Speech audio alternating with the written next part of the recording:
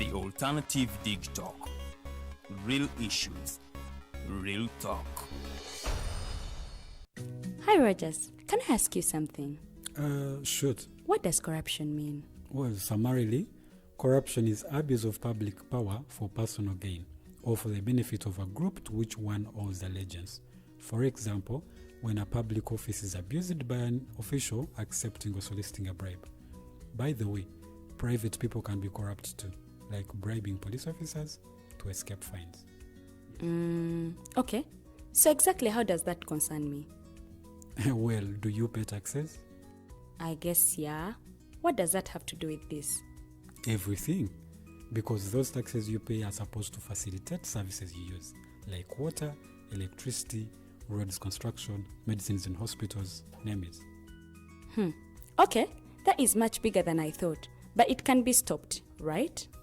Well, yes it can, although it may not be as easy as it sounds.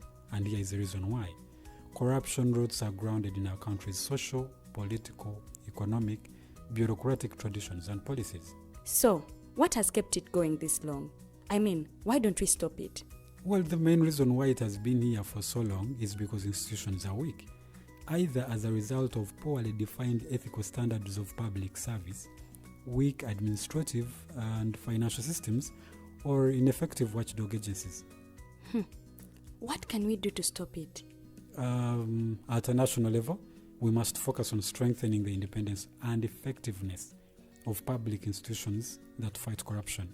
At a personal level, we must commit to never giving a bribe. I promise I'll never give a bribe.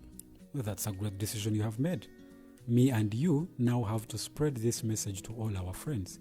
If we all do our part, corruption will be no more. This message is brought to you by Alternative Digital.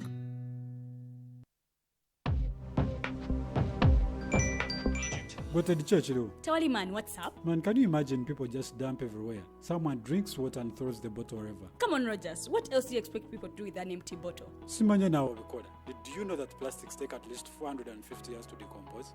What? That's a long time. Exactly, because plastics are made out of a lightweight and flexible material that doesn't decompose easily. And plastics everywhere in the environment cause plastic pollution. What is plastic pollution now? It is the accumulation of plastic waste in the environment, like bottles, polythene bags, straws. All of these contribute to plastic pollution. I have been using them without knowing their effect. Yeah, a lot of people have. Plastics are a danger to the ecosystem, both on land and in water. So how can we overcome this problem? Is there something we can do?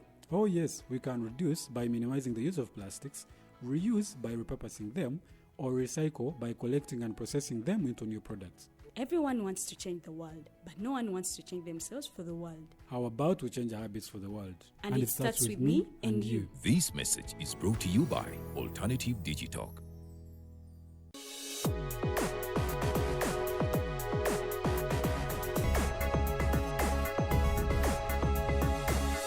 The Alternative Dig Talk. Real issues, real talk.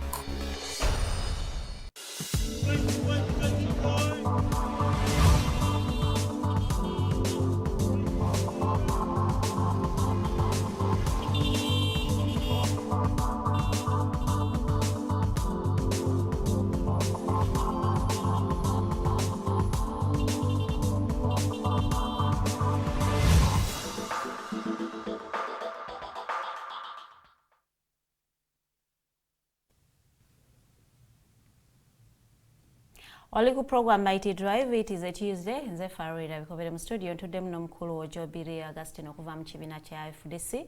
We are analyzing the public reception of the FDC manifesto. Bayina ensonga nnya ze basinga okusimbako essira okulaba nti ate munnange singa muba mubawadde obuyinza bajja kubanga ate bazituukiriza ddala bulungi nnyo era okusingira ddala banyonyola economy kubanga obukugu bwabwe we buli okusinga. Naye nga bwe tugendedde mu kuwummulamuko, someone asked me, omukulu Nandala aliwo olunaku lwaleero? I think he is resting today. Olwaleero n'enkya awummuddemukko, abadde akoledde ddala ennaku kumpi ndowooza ziringa 30 nga tawummula nga buli lunaku mubeerako newe mubeera. Kati yeewummuzaamu leero n'enkya olunaavaawo tujja kuba tusimbula nga tugenda ggulu tugenda tandika amambuka.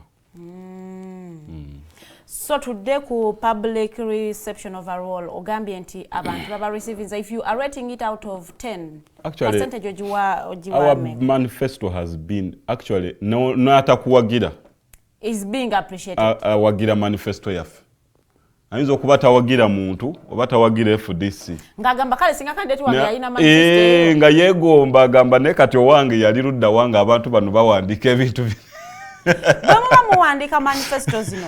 You make research ku regions no ku understanding their problems, or you just sit in your offices and depend on general issues, then you develop manifestos. Tutunulira general issues. Wotunulira manifesto committee yaffe tulonda one individual per sub-region. Per sub-region. Fe tulina sub-regions 20 ze tuconsideringa. I think babala wa 16 wa 17, but for there is a way we balkanized the country ne tuziwa sub-regions ezaffe mu nkole yaffe. So we give about 20 sub-regions. So buli sub-region tujiwa ebeera n'omuntu ali knowledgeable about that area. Kakati ate buli NEC member, because our NEC constitutes almost the ministerial positions of this country. Kakati NEC yaffe buli NEC member alina obuvunaanyizibwa okutuleetera ensonga z'alowooza nti ssemasonga eziri mu department ye ezibulamu na ngeri ki ze tuyinza ozikolamu oba okuzikwasaganyamu nga tukoze eki tuyingidde obukulembeze. So that's how our manifestos are always made. Kyova ojja kusanga nti ne 26 mwami Besigye we yali wadde yali mukomera neera twasobola okuva n'ensonga emu tugamba nti guno omusolo oguddusa bajjajjaffe ne bannyinaffe emisinde okati goyinza okuba wali muto ebiseera ebyo nange wadde nali muto naye nalaba abantu nga gaali bazireka ku makubo kuba ebiseera ebyo boda ezaaliwo zaali za gaali nga gaali ze ziparkinga ku stage naye ng'olulaba motoka nti yiyo eyakesisi ab'omu byalo nga basula mu matooke basula mu nnimiro oli n'asula ku muti ti awe baba bajja nja kuba mbalaba naye nga bo tebandaba olukooko n'ayita mu ddinisa oba yasuze mu nnyumba kati FDC netunuye neganda ye we can revise this. Weewaawo tuyinza okuba twagala nnyo ssente, but we can get money through other means. Kye tugamba nga FDC era akaseera kano nti omwami gwe bayita Museveni atunyuunyuuta nnyo nti omusolo gw'ogenda okugula ekintu nga bamaze okuggyako omusolo gwa mirundi nga 5. Kati egyo emisolo gyonna gyaki gye baduplicating. Walabye bagamba National Council for Higher Education bagenda ndowooza kugigatta bagenda ku majinga UNEB ne National Curriculum Development Center. Yes. Olw'okuba they almost do the same thing. Okitegeera ti awo oba agenda ku ssomero oli yalina okubuulira ekyo ate omala okusoma oli n'akuwa certificate. Kakati bye biki lwaki nze nkuwa curriculum ate oli n'akuwa certificate lwaki? So ebintu ebyo we tubitunuulira tugamba nti this is duplication. Kakati lwaki onzijjako omusolo wanzijjeeko ali omusolo nga ndi kuyingirawa ku boda ate nengutuusa ku minzaani n'ogamba wanera waliwo URA era n'osayininga ekitabo ekirala ekyokusasula era ki kati ate n'omala n'osasula value added tax eri mu kampuni gy'ogenda obitwala ate n'ogenda mu store awali warehouse za gavumenti era naye n'osasula omusolo ogw'okutereka ebintu kati bigenda okuvaayo eyo okujja ku dduuka ate ne ku dduuka kesi neekola ki neetega neega bannaye mutuwe.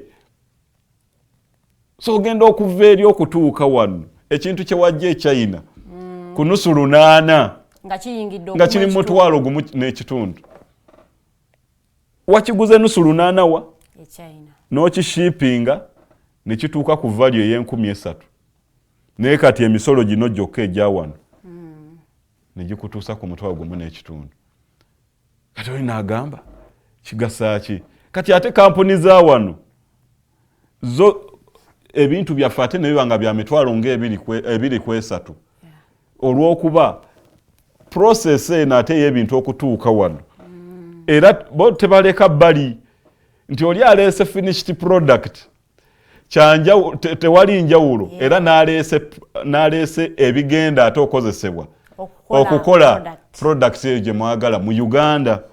Alese raw material n'alese finished product baba taxation policy yemu kuba yediringa mu percentage. Kati bwe bamala okuleeta nze alese finished product eya saati eno emisolo gyonna nga bwenjirambise bwe gigenda okuba ne kuoli alese ebigenda okozesebwa egenda okukola saati kakitegeeza ate ye agenda okukola saati era ne bamuggyako ate era value added tax. Kati ogwo omusolo gweyongedde ku giri 5 gye yasasudde.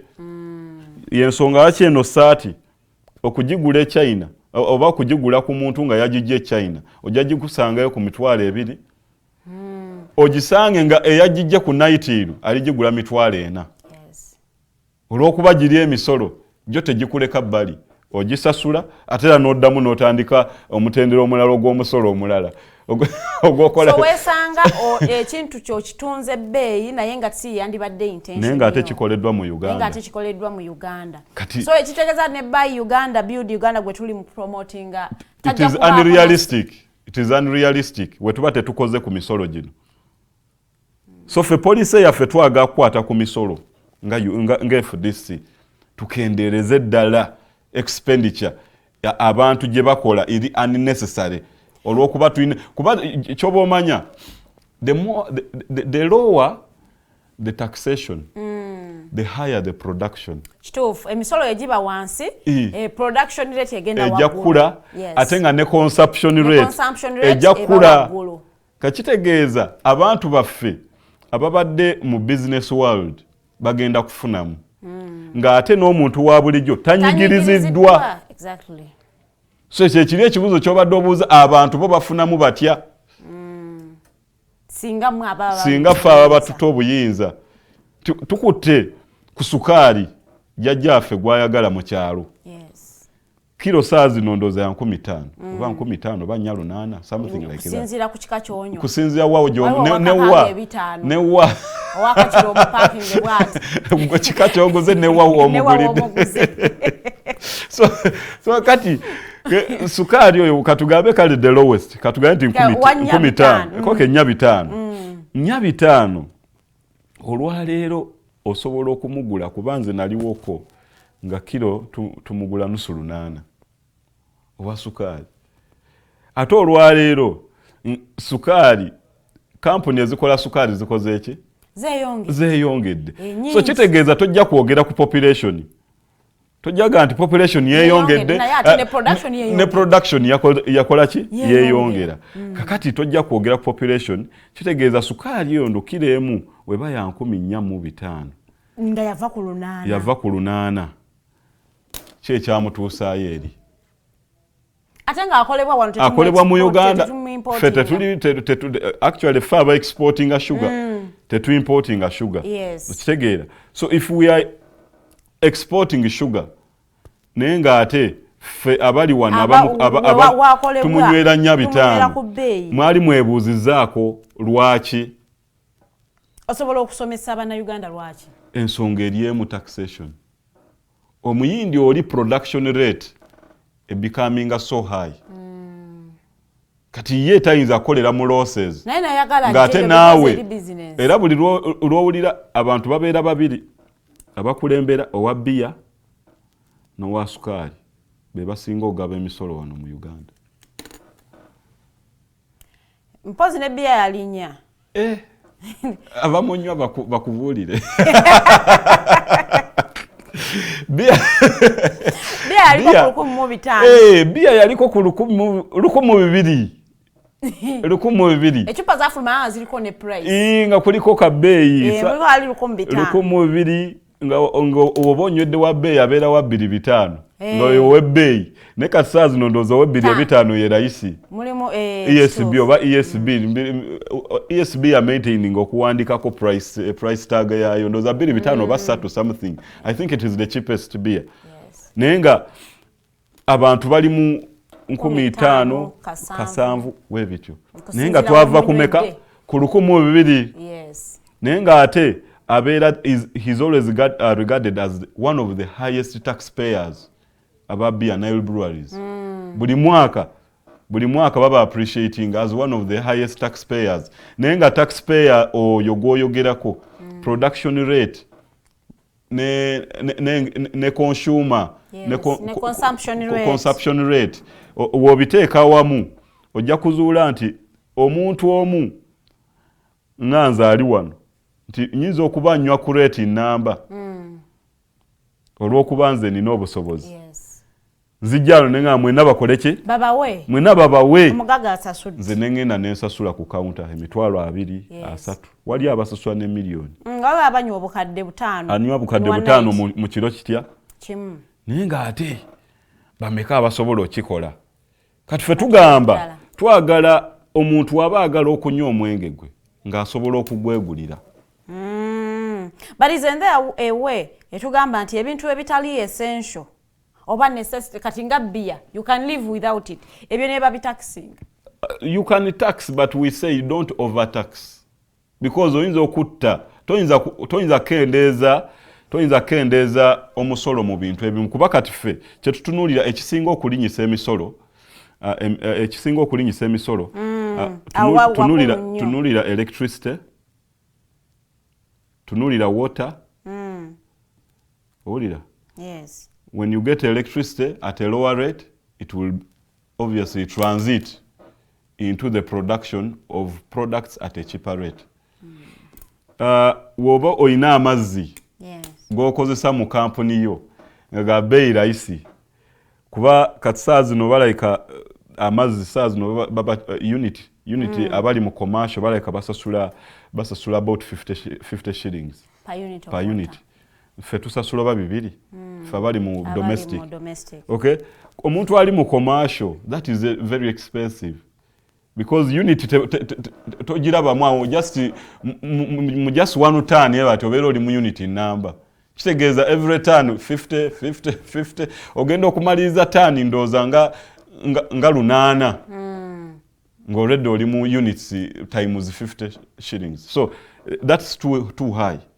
Okay, wotunulira electricity saa zino nkubuulira nawe kenyini oyinza okuba tomanyiza osasula unit ebbeeyi y'amasannyalaze eyayaka oba yaka oba ki it is there the unit of electricity tobitegeera nawe bennyini ogenda okusasula leero oteekayo omutwalo ne bakuwa units 8 enkya n'osasula omutwalo ne bakuwa 15 enkya n'osasula omutwalo ne bakuwa 2 nogamba what is this toyina gy'ogenda kuloopa toyina gwogenda so you don't even know where to run to.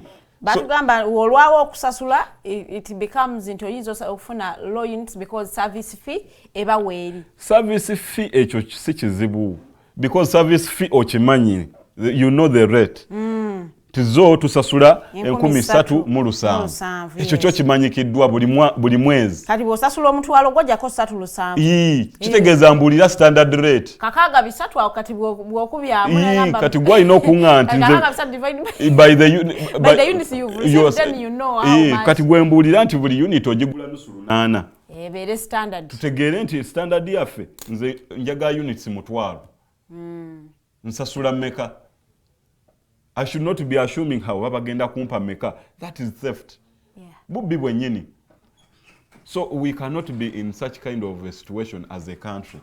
Nga tutunuulira electricity which is an essential product in manufacturing and in production. Okitegeera. Kakati party endala esembayo eri mu mafuta. Nti bbeeyi y'amafuta esalawo kinene nnyo. Esalawo kinene nnyo tutya mu buwendo gy'ebintu amafuta ago buli lwobanga ogawanise bbeeyi emmotoka egenda okutwala ebirime byo mu katale agenda kuova kyajinga nawe ku birime oyongereko sente. Nawe ku birime oyongereko. N'owakatale agula ayongereko. Owakatale agula ayongereko. Bigenda otuuka ku nze Ojobile waabwe Kasubi. Ng'ebyavudde embalala si matooke. Ng'ennyaanya emu egula 5. Ennyaanya emu bw'eti ng'egula 5 naye nga lwaki?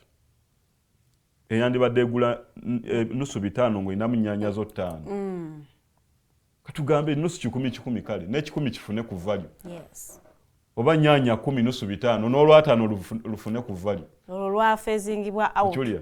Kati olwataano lwe tulina nga Uganda terukyalina value. Teruina. In a Ugandan market. Yes. Toyina ky'oyinza genda mu katale. Ngenda gula kati njagayo mpayo kali kanusu 5 ne bakakuwa. Tekaliyo. Kati olwo lwataano mu government ya Uganda lukola muki. So this is the kind of economy we are talking about. Ne tugamba mu another perspective omanyi mu 2020 tulina ekirowoozo kye twaleeta nga tutunuulidde abantu abavudde mu COVID. Tugamba nti COVID has affected people's incomes. Abantu ebyenfuna byagootaana. Ne tutunuulira abaali balina bu business bwa small scale businesses nga bwafa ne buggwaawo. So today people are homeless because balandlord ne balandladies babagoba. Abamu basula ku streets, abamu baddayo mu byalo. Ne tugamba nti tulina kye tuleeta tubawe million emu buli household. Every household tugiweeyo million emu esobole okweza mu Uganda yonna million emu. And you know that in every village at least you have about 200 homes. Homes, yes. And we have about 70,000 villages. Yeah. So meaning that we work on 70,000 times 200. That is the amount of money you should give out. So looking at that proposal, we tafuna obukulembeze. Mwai Museveni ye n'aleeta kye bayita parish model. Parish development model. Nga buli muluka aguwa million 10. Omuluka ogumu omanye abantu ababeeramu. Yes. Ate egimu giri highly populated. Kati nge Kasubi, omuluka gwe Kasubi gulimu abantu 5 plus.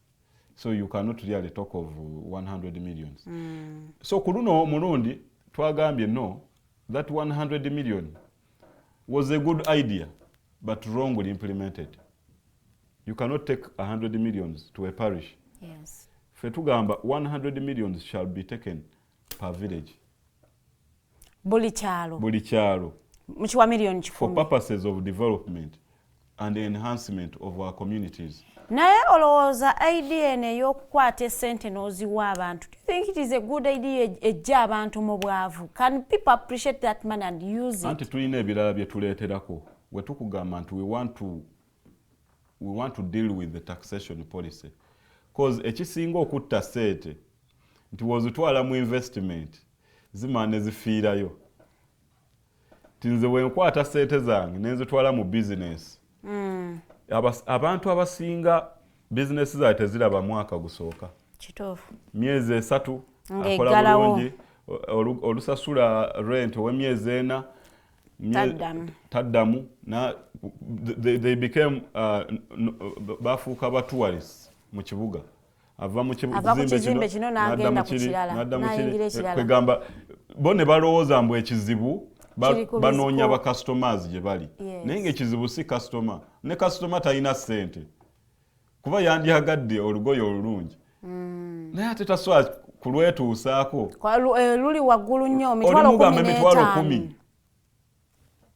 Ye agamba ye nfaaki. Kakati ate wagenda wali eri. Mwowino. N'alonda bw'alonze. Wamala okuzironda. Kati we bamuyita ku mukolo aswala ogenda ku mikolo. Naye yandyagadde luli olw'emitwalo 10. Kati gwe tagenda kujja gy'oli olw'okuba tazirina. Kati gw'ojja kunyiiga timuna ekizimbe kino kirabika baakiroga. Business zaamu tezikola. Business zaamu tezikola. N'ogenda nga waliwo amazeeko emyaka nga 10 ali awo. Kati n'ogenda ku kizimbe ekirala n'ogamba n'oba wali yandoga. So you begin believing in superstitions. Yes. Naye ng'ate ekituufu kiriwa mu nsawo z'abantu ffe kati ezo ensawo ze tutunuulidde kituufu kiri mu sisitimu yaffe tugikyuse tugezeeko nnyo tukendeeze ku misolo egitoolebwa ku bantu kuba naawe kennyini sikiwa nti w'ova wano onyumirwa okudda buzi waka nodda mu baana bo nogaa ti bannaye kakati how was school then you sleep then the next morning you're just here you also need to be doing something somewhere. So when you're doing that, is it productive? Wali okwata sente zo zijje wano musaala olusi weewoze ofunye na salary loan n'ofuna kooteekawo wali eri mu myezi egi nga kali ku ttaka n'okaaba n'ogamba akasente kange ndi wano ndi mu kusasula loan naye it affects the spirit of working even n'abantu baluzinga morale ey'okukola nga buli kyenteekamu kifa kyenteekawo kikola kifa naye nga kirina gye kiva naye bw'otunuulira your previous manifestos nga FDC how differently are you disseminating this manifesto okugituusa ku bantu okugitegeera in terms of messaging n'abantu bagitegeere bulungi nnyo? Okay, luli we were always making public rallies and gatherings. Era ne kakati tuziraba. No, first wait, this one is different. Those days we would even have a launch of the manifesto and then go to the different sub-regions to continue explaining to our people so that those people can also go and explain to others. To others, ababa batebazze kulala. Naye kati ku luno poliisi erina engeri gye yatukotogeramuko. Etya. Twagenda ne tusaba ne tuteekayo ekiwandiiko nga twagala tutalaga eggwanga lyonna. Ne tuteekayo ekiwandiiko nga twagala kukola kuba launch twagikolera na Janankumbi. Bwe tumala okukola launch obviously ba chairpersons b'ama districts be bajja. That's one person from a district and that person cannot explain to a multitude of people mu district here. Tusalawo ne tugamba katugenda kola sub-regional tours for purposes of explaining our manifesto to the population. So we organized 20 meetings. And you know what happened? They rejected it. They told us, you wait for campaigns. So kyova olaba kati tuli mu kino naye nga ate the other one was the first idea that we tumala ofulumya manifesto tugende. Actually that's why we have not printed. It becomes very hard for us now to print and give who. Because at that time twali tujja ku inviting a media abo sub-region eyo tuyite n'abakulembeze opinion leaders tubawe copies abantu basomemu abagenda ku mikutu gya radio aba TV batunulemu naye kakati ne batuyimiriza ganti you wait for campaigns. So when we go to the campaigns, who are you going to talk to? Abantu gye balimu abantu mubalaba? No, in terms of if okukwata document njikuwe genti muna naye genda okole ki oginnyonnyola genda osomemuko kubanze sigenda kunnyonnyola buli kimu. In a rally I will speak like for 30 minutes. Yes. I will pick out the key. Banze nkugambye our main focus is fixing this economy.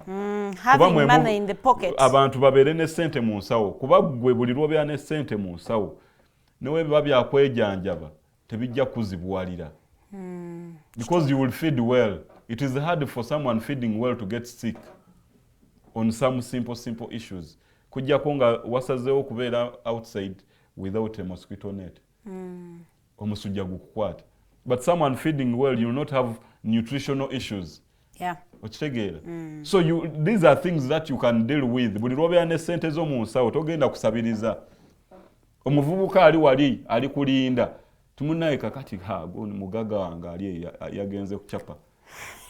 So after police okubalemesa okukola kyemwali mutesitese okukola, what are you doing to make sure the public understands your manifesto? So what we have done olwaleero nti ensonga esinga obukulu yeeriwa yetwagiramu president waffe gy'abayogerako.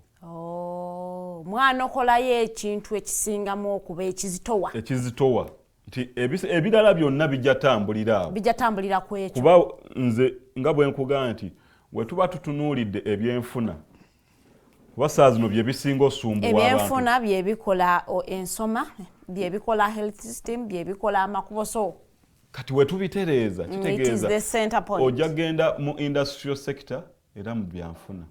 Oga ntuli tutunuulira cooperative unions okuzikomyawo tuba tutunuulira byanfuna. Kuba kati we tuba tutunuulira abantu nina omugwe nabadde naye ku radio emu agamba you see 1986 waliwo about only 87 industries, but now we have over 2,000 industries. Okay, in 1986 twalina unemployment rate at what percentage? Today, with all those industries, what is the percentage of unemployment? Ngate nakyo kimulema okuddamu just because baba tuma kubeerako ne budigisi bwe bawa abantu, but in reality tebalina nsonga eryawo enzigumivu gye baleeta ku nsonga y'okutereeza ebyenfuna by'abantu. Otherwise Munnayuganda waatuddaawo aga kutegeera we tuba tuli baakuva mu bwavu biki bye tuteekeddwa okukola era tubikola tutya.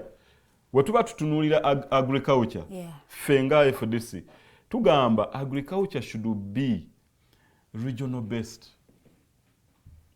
Tubeereyo n'ebifo ebiri gazetted nti ekyo ekitundu balima matooke tubayambire mu cash crop yaabwe basobole okupromotinga product yaabwe bagifunemu ate nga bagimanyi. You know, there's a way you help someone to understand what they do. Buli lwe bakuyambira mu kintu ky'omanyi kyangwa. Exactly. It's like talent building. Wotegeera omwana nti asobola omupiira muyambira omutwale mu academy bamugrooming kuba ali mu kyayagala. Ate kyategeera obulungi kati gwe buli lw'omuyamba mu kintu ekyo ogenda kuyambako eggwanga okumukozesa in future.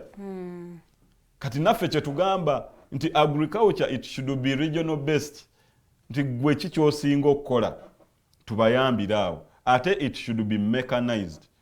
Kuba ffe tugamba buli gombolola lina okubeera ne tractor egenda okuyambako okulima. Every sub county kulina okubeerako tractor. At least abantu tractor nga tugisasulira nga tetugisasulira. Tractor baya government. Ng'ogendayo n'ogisaba. Ogenda n'ogisaba noga nti munaye jangu onimireko wano ne bakola ki? Amafuta ga government. Amafuta goyinza okugula.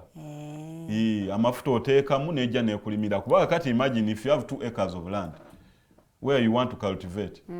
That might take about 20 liters. Of fuel. 20 liters of fuel. Jukira tuli kugamba we must reduce on the taxes.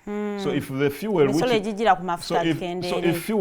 which is at this point at about 4,800 to 5,500 woboga sazenga gakomyo ku 12,200 oba 12,300 kitegeeza gwa abadde agenda ogula liters 3 oli kusasula sente mmeka okitegeera. So you are already helping someone at a cost of about 60 to 70,000. Ngate omuyambidde mu kyamanyi. Kati ogenda kosa emitwalo 7 olime acres 2. Naye ngate oba obadde ogenda ku employing abantu ogenda basalira embuzi ogenda baliisa emmere obagambe bannahe kakati atokayane nabo tebalimye bulungi oli alima ettaka aliza ku bisubi asobole okweyongerayo amaleyo sente ze. Acres 2 oyinza ekitono ennyo ky'oyinza oteeka muyinza okuba mitwalo 5 okulima bulimi nga tonaba nakusimba wadde kola ki. Kati awo weffe tugamba nti FDC we twagala okubayambira nti eggwanga lifudde because our economy we are spending a lot and earning very little. So spend 80,000, have your 2 acres dug, simba byosimbye kati otandikirawo. At least it is dug, it is cultivated, it's now done. Naye mukyomanyi titugenze mu bengulu basinga kukola ki babinyeebwa simu n'omuwemba biki ebyo. So help them in that line. Find market, get industries, put them there. Olwaleero toyinayo company n'emu mu West Nile ediringa mu bintu by'ebinyeebwa na simu. Not even one. No. Yeah. So just imagine, how are those people surviving? Balina enterprises, local enterprises, so what has government done to rejuvenate them? Their projects. Okay? Wano nzijukira bagala bagita BT, British Tobacco, British Tobacco Company. Was it a company? That thing dealing in tobacco. Yes. Bajigalawo yali Jinja. Their head offices were in Jinja. Bajigalawo ndoza bajifuula oba na store ya soda. Naye in Western Nile it is that. It is they are still operating. So this is the level at which the regime wants to impoverish you. Gendo olime pamba, gendo olime taba. Taba oyo abera annually. So in a full year, you harvest taba once. You harvest once, and when you harvest once, no ojeke bikola. Taba taba mujako bikola. According to the taba bamu harvesting once in a year. That's why they make nursery beds and do what they. Yeah, by the time it reaches the harvest period, ojake bikola no gena no kaza. There's even a way they make. So you don't sun dry. There's a process. That process there. Kati ogenda okuva mu process eyo nayona nagamba nti inamu taba wa milioni nga 6 mwaka mulamba naye nga otaddemu milioni nga 2.5 kati ku milioni 6 ojjeko 2.5 osigaza 3.5 kati ate mwaka mulamba so you go back to the same process if you want to earn another 6 million. Yes, and you wait for another 12 months. So it is as hectic as that. And the majority of the people there are now put in such a business.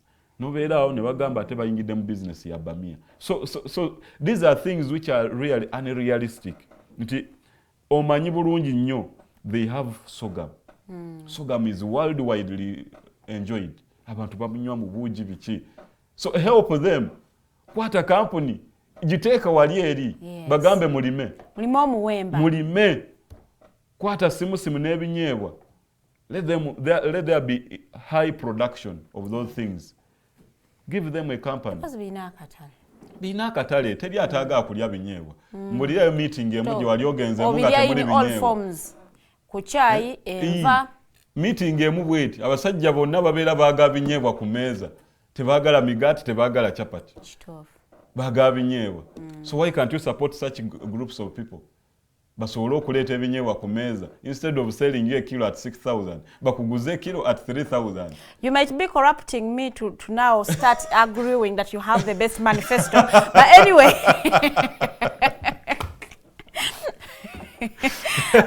katutunulireko our digital era gye tulimu. Lwaki temutekiza advantage of the digital era? We are not seeing you active online and making people understand your manifesto. Lwaki temuli taking advantage of the digital era? Anti kachobo manya, you see, at one point there are things you see that they are either going to overstretch you and the return is almost the same. Or you are going to be overstretched and the return is even less impactful. What do I mean? That the digital era has its own issues. That people on the digital network, majority of them are the elites. Okay. Majority, it is okay. Majority of them are the elites. Yes. And those who are not elites are the most active. I don't know if you get the difference. That the majority are elites. Kwebali ku social media naye siga nti bali nnyo active. Akeera ku macha nagendayo nakeberako naddayo olw'eggulu. N'atabifanako. Kati wabeerawo akedde ku TikTok live kuvale kusaawa emu paka ku 8 nga kwali. Ali okwo abeera okwo scrolling cause omukulu Peter Mayiga seereza ali mu kuseereza yasinga okakozesa akagambo ako kakati that era ogenda n'ogyanalyzinga n'ogiwa obudde n'ogamba really if I'm to explain my issues era abantu abagenda okuwuliriza be batono, so you don't give it a lot of that attention that is necessary. Abantu bano abatono ababeerako ennyo, abatono ate nga babeerako nnyo, bo tebagoberera issues. Bagoberera ki? Bagoberera ani eyatusanyusizza. Mulimu gwani okulaba nga okyusa abantu bano okutandika okugoberera ensonga. Anti y'ensonga lwaki nkugambye nti when you come in you only bring out the issues and you don't now put a lot of energy, because the moment you put in a lot of energy abantu bano bennyini bajja kuko kuba obatama kuba byobateekamu tebabitegeera na bitegeera babyagalanya tobi bakakannyo kuba olina obibannyonnyola ate kati ye wali biba tebimunyumira bo baagala bali mu nnyumo yakoze kaki simplifying the message okusuitinga their style. Anti kati eyo message okugisimplifyinga kirungi naye ate ebiseera ebisinga the moment the message looks also simplistic, it looks like it is also something not serious. N'omuntu takifaako takitwala nga kiri serious, you take it lightly. Ate nga ebintu bye tuliko biri serious. Economy is a very serious when we are talking issue about a country called Uganda, olwaleero nga olina abantu abagenda ku ssomero ne batuuka ku ssomero nga bagenda tula wansi w'omuti nga ne staff room erina omuti gwayo wali eri abasomesa wali we batuula era gwe omwana ne bakusangawo giba migo tudde mu staff room y'abasomesa nenga muti. So in such an era you do not go around joking. That's why for us as FDC ebiseera ebisinga tubeera serious era abantu batunenyeza olwekyo FDC you are too serious, but a country needs some seriousness.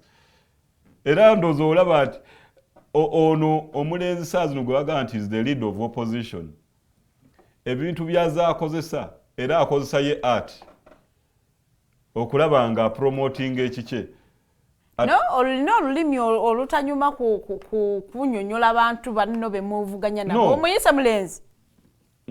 Muyise mulenzi. Sorry, I'm sorry for that.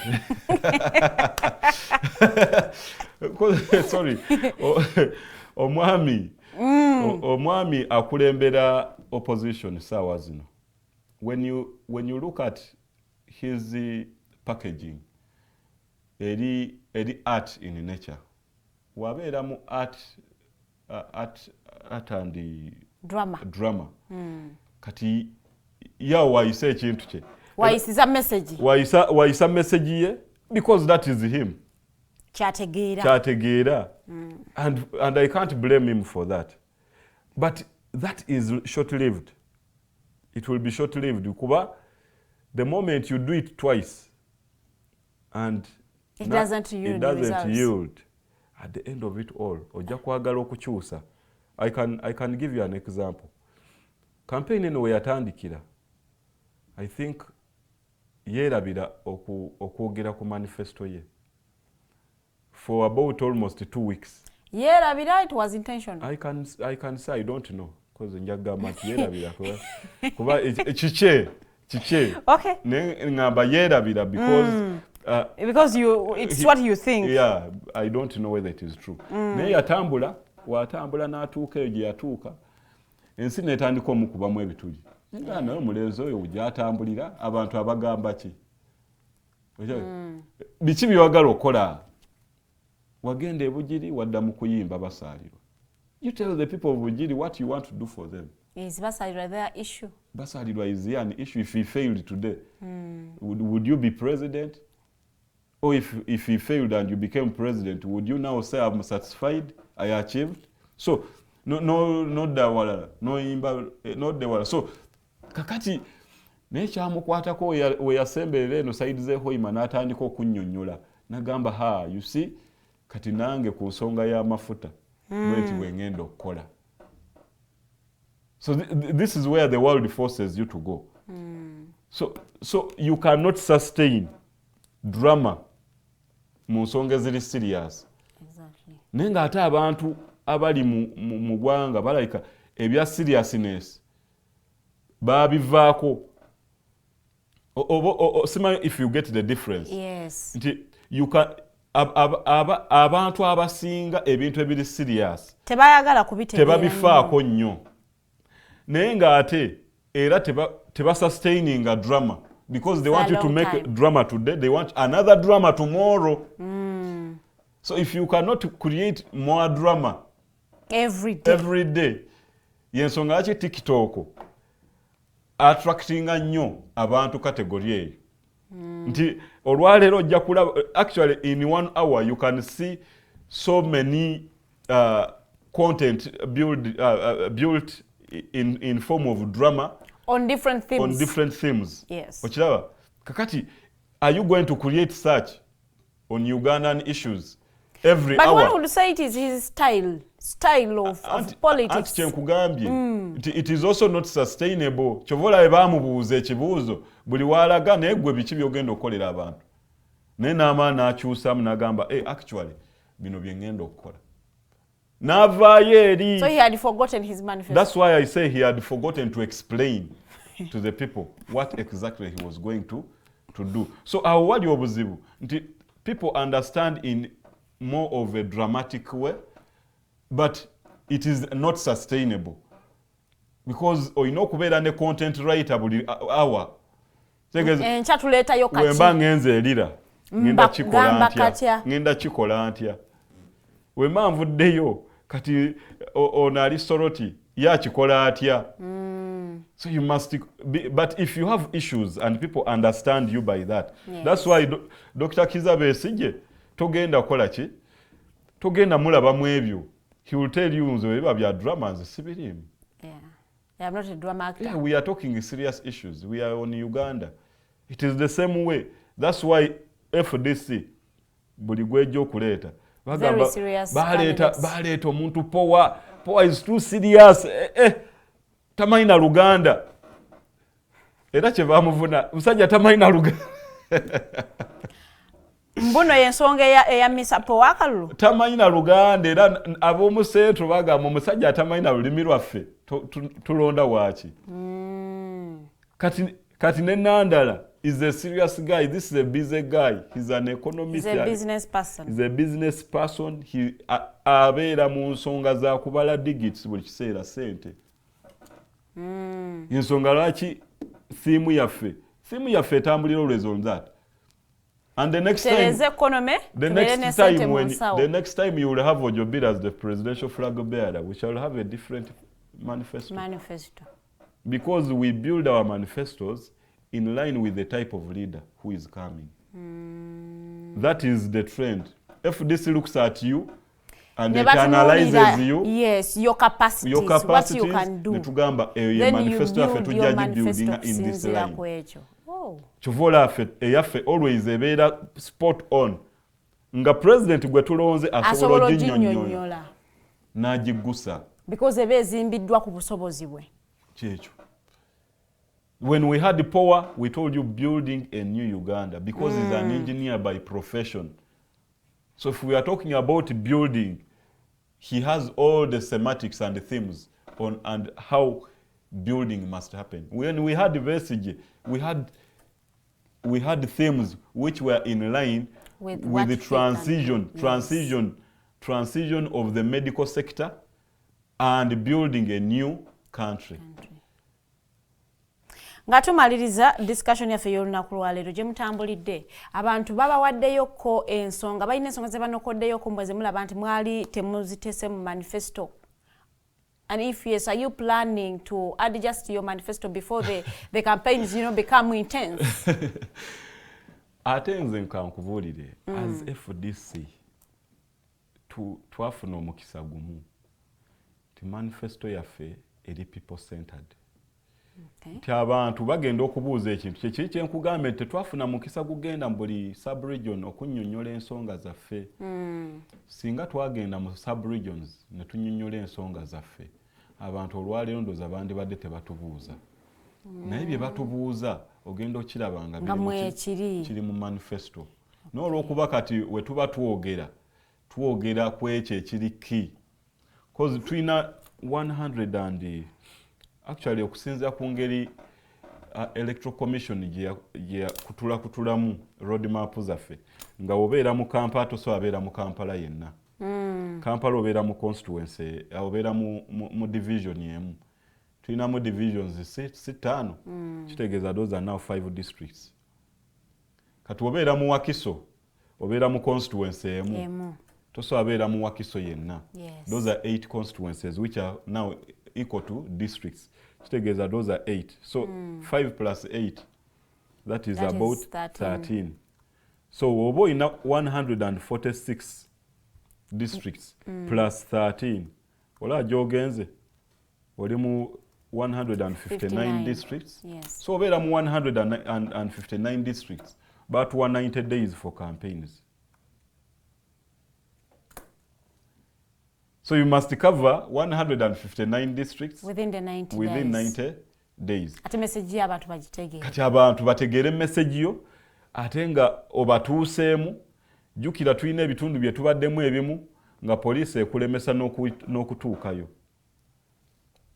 Kuba simanyi kye bagenderera. Naye nga bagamba wano toyitawo twaliganga era kyatuwaliza okutuuka ku Lwale kumpi ssaawa 11 dakiika nga 50 ngebula dakiika 10 ebula dakiika 10 Lwale eggwe oba programu y'okunoonya akalulu eggwe tuba twakatandika okwogera batusazeeko obudde bwamwe buwedde tubabuuza naye mwe abatuyimiriza wali eri singa temwatuyimiriza twandibadde tugenze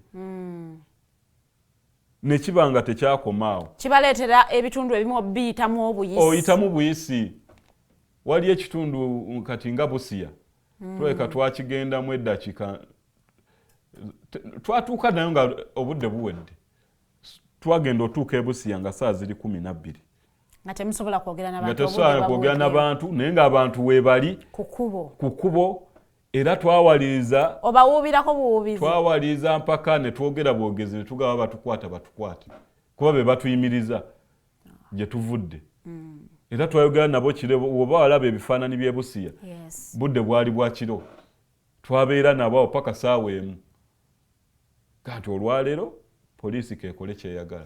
Well, now talking about police, Uganda bagamba campaigns zino teziri momentum because we have not been seeing tear gas here and there like the previous campaigns.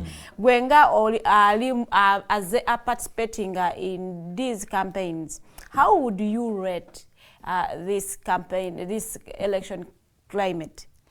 No, olaba police involvement tujagambe badde minimum, which is true. Compared to the former, Sera Birindo za saa zino power twa campaigning because of COVID. It was about 59 days. 59 days into the campaign, and power went into police cells for about 51 days. So 51 times. Yes, I was going to say 51 days. 51 times. Yes. So, just imagine he had been arrested 51 times in a campaign which took about 59 days. That means bamukwatanga ne bamutanda ati very day. Bakukwata ne bakulemesa okunoonya ne bakutoolwa eggulo. Ne bakutaja ekiro. Ne bakubuuza oddawa. Nti waka. Nti oba ku hotel. N'ogenda ku hotel ku makya n'okeera oba otandika olugendo ne bakukwata. So literally, he was out and in of police. So today we have not seen any presidential candidate arrested. Yes. No, not even. I think tear gas bamutukubako mu kifo kimu kyokka. Ne violence tabadde mungi. Bamutukubako awo ejjinja. We batukuba tear gas. Just one place. Ate era bamutukuba olw'okuba bo bennyini be baakireeta. They blocked one road where we were supposed to use. Ne mwagala okuyisizaawo. We decided to use one way.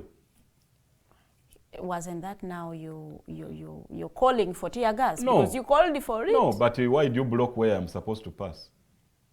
Batasiriza ebiseera bisinga batasiriza bizinesi z'Abannayuganda. Ate ffe tuba tugenze mu katale. Abantu abamu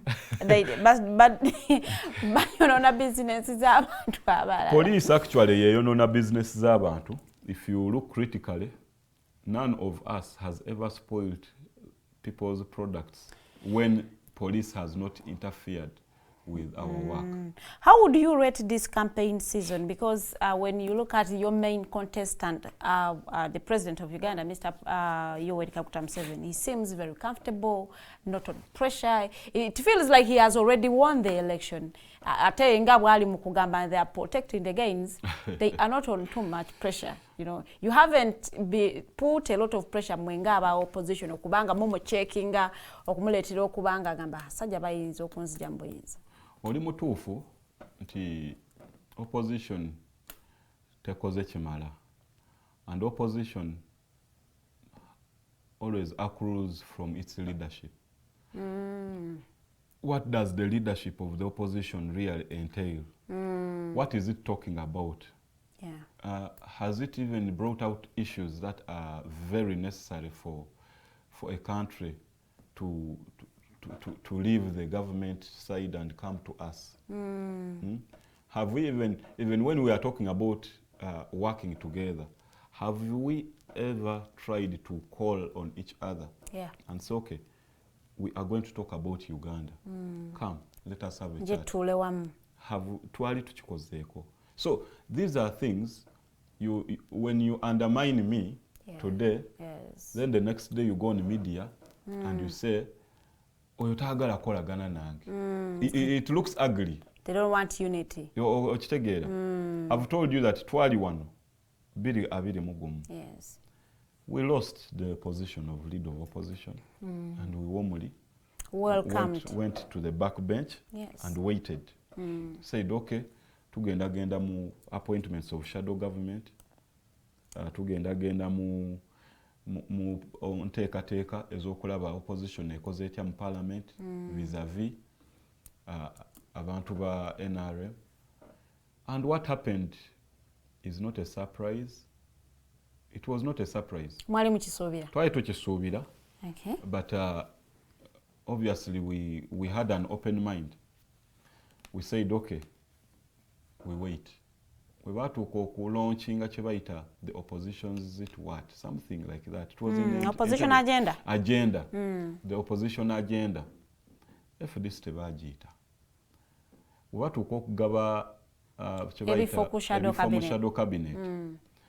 FDC era ne bakola ki? Tebagiwa. Bagenda balonderera eyo ebbali. Ne batuuka we batuuka ndowooza okola reshuffles after 2.5 years. We balowoleza ku Ssemujju, ne balowooza ku Nyakato, ne balowooza ne ku Mwijuke. After nga batestinzeeko nga bamaze okufuna grievances ne FDC mainstream. So it looks like we are in opposition also yet to fight a battle within opposition. So we speak, FDC is working in isolation. We are not working in isolation. Waliyo ebibiina ebiri mu opposition bye muli kukolagana nabyo. You see, as a political party, all of us have working relationships because you must consult. Even in NUP, for us when we are doing something, we involve them. But they don't involve you. They don't involve us. Muli mu relationship eyokwesibako. Fete twesiba ku muntu. We are looking at Uganda. So for them, if they feel Uganda is having an individual who is the owner, for us we think that it is for all of us. That's why even in our policies, if you looked at our manifesto, we don't have a name called Museveni in our manifesto. We relegated that name. We are talking about Uganda. And if we want to blame the regime, we talk about the NRM regime. We relegated the name called Museveni because we don't want to promote his name. When we are talking about issues affecting Uganda, whenever you talk about him, someone begins thinking about Museveni. Yes. Instead of thinking about the issue we are talking about. Well, thank you so much, Mr. Ojobile Augustine. You've done us a great job okujja wano kunnyonnyola bannayuganda manifesto yammwe biki byerina ebyenkizo nnyo byegenda okuba nga ate ereetera eggwanga Uganda. Nsuubira nti gwe atambudde naffe okuva wali eri ku ssaawa 2 ate paka ne tugenda owunzikira show yaffe. Ndowooza nti ogyemu ekyokuyiga. The reason why we bring these people here kubanga abamu kummwe temufuna chance ziwuliriza bacandidates bamwe, so we bring abantu bano babannyonnyola manifesto mukole informed decisions ku lunaku nga 15 mwezi gwa January. Saba osibula abatulabye olunaku lwaleero. Abatulabye olwaleero n'abagenda oteekako data oba obadde tolina data ng'omanyi okugoberera programu zaffe zino nga akadde ka mirembe ti oli wako otudde nogaaka nkole review olwaleero bayogedde ku ki mbeebaza omulundi omulala okubanga mufisawo ku kadde ne mubeera naffe ku mukutu guno gwa digital era abantu mwenna abali eyo manifesto oba owulira nga tojja kusobola gisoma yonna at least tegeeramu ebintu bibiri. Ekisooka nti ffe twagala kola ku misolo egiremeseza Abannayuganda okukola bizinesi zaabwe. Ekyokubiri ekyo bwe kiba kituuseewo nga kikoleddwa bulungi ogenda kuba mugagga mu ngeriyo nga tolina gw'osabiriza ssente kujjako ezo z'okoze zijja kuba zisobola okuzaalira obugagga bwo. Tweyanziza omukisa guno nsigadde nze Ojobile Augustine nga nze secretary w'ebyokulonda mu kakiiko mu FDC. Weewaawo tweyanziza nnyo weebale kubanga otwegase ku lunaku lwaleero. Nsuubira nti abatulabye nammwe muganuddwamu mweno show yaffe. Njagala okuba nga mbasiibulira wano tusinkane olunaku olw'enkyisa zibeera 2 ez'okumakya. Mubeere n'olunaku olulungi ate njagala okubakubiriza ennyo tutunuulire nnyo ensonga tuleme kugenda na sloganeering. We are protecting the gains. Mubuuze which gains? Gains ezo muzibenefitizemu oba nedda? Money in the pocket mubuuze fente tuzifuna zitya muleme kugenda bugenzi ne bibagambiddwa nga you are not questioning. Mbaga izo nnaku olungi bere bulungi mweraba.